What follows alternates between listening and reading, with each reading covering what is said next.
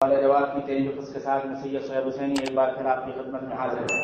مولانا، کچھ دنوں سے فلسطین کا وفد انڈیا آیا ہوا ہے اور کل یہ وفد دارالعلوم ندوۃ العلماء میں آئے گا۔ اس وقت کے آنے کی کیا مقصد ہے اور کیا وجوہات ہیں؟ بسم اللہ والصلاۃ والسلام علی رسول اللہ۔ فلسطین میں ایک تنظیم ہے ہیئت علماء فلسطین، فلسطین کے علماء کی تنظیم ہے۔ یہ تنظیم تعلیم کا، تربیت کا، دعوت کا، اصلاح کا کام کرتی ہے، ساتھ ساتھ رفاہی کام بھی کرتی ہے۔ سب لوگ یہ جانتے ہیں کہ اس وقت پوری دنیا میں سب سے زیادہ مظلوم فلسطینی مسلمان ہیں۔ پوری دنیا میں سب سے زیادہ ظالم اور ستمگر یہودی ہیں، جن یہودیوں کو انگریزوں نے فلسطین میں لا کر آباد کر دیا اور فلسطین کو اسرائیل بنا دیا، اور اسرائیل کو اتنی طاقت دے دی گئی کہ آج اسرائیل امریکہ پر حکمرانی کر رہا ہے۔ اسرائیل کی بات رشیا میں چلتی، چائنا میں چلتی، باقی دنیا بھر کے ممالک اس کے ماتحت ہیں،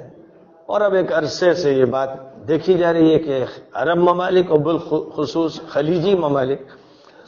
اسرائیل کی گرفت میں ہے۔ وہ اسرائیل جو چاہتا ہے وہی یہ ممالک کرتے ہیں، اور ان ممالک کی طرف سے جس میں سر فہرست سعودی حکومت ہے، یہ بیان آ چکا ہے کہ حماس کے لوگ جو اسرائیل سے ٹکر لے رہے ہیں کئی دہائیوں سے، وہ دہشت گرد ہیں۔ ان کی جو تنظیم مادر ہے، جس تنظیم سے ان کا وجود ہوا ہے، الاخوان المسلمون، وہ دہشت گرد ہے۔ یہاں تک کہ پوری دنیا کے علماء کی جو تنظیم ہے اتحاد العلماء المسلمین، وہ دہشت گرد ہے۔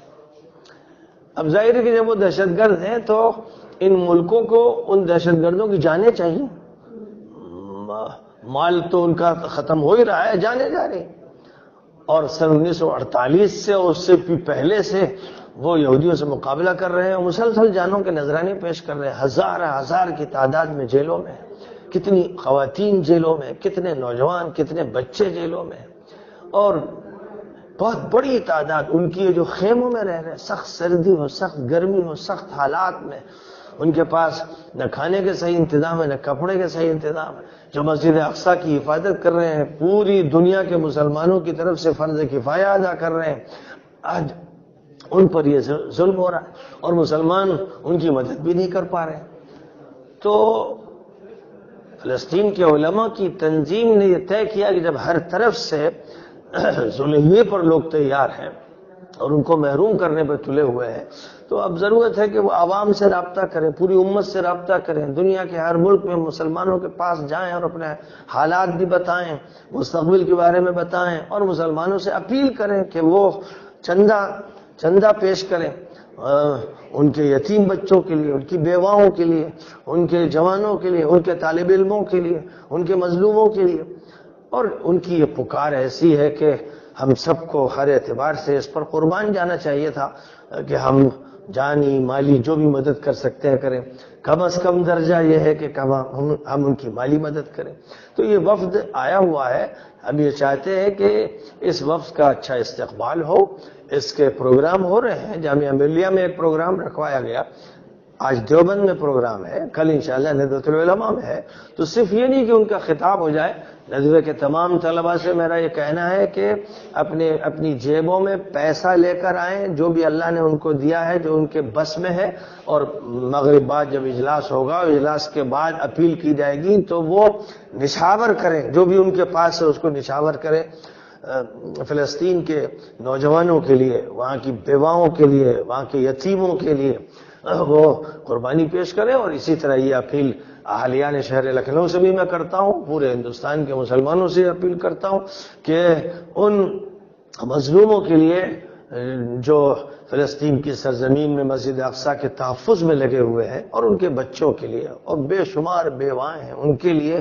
جو بھی کسی سے مدد دامے درمے قدمے سخنے ہو سکے وہ اس سے دریغ نہ کریں۔ تو یہ اپیل سب سے ہے، اور خاص طور پر ندوۃ العلماء کے نوجوانوں سے ہو، یہاں کے طلبہ سے ہے، اور جن تک یہ بات پہنچے اہالیان شہر میں، ان سے بھی میں کہوں گا کہ مغرب میں اس پروگرام میں شریک ہو انشاءاللہ، اور اس کے بعد اپنے تعاون سے اپنی مسجد اقصیٰ کی محبت کا اظہار کریں، اور فلسطینی مسلمانوں کے ساتھ ان کا جو رویہ ہونا چاہیے، جو تعاون ہونا چاہیے، وہ صرف زبانی نہ ہو بلکہ عملاً ان کی شرکت ہو۔ یہ ایک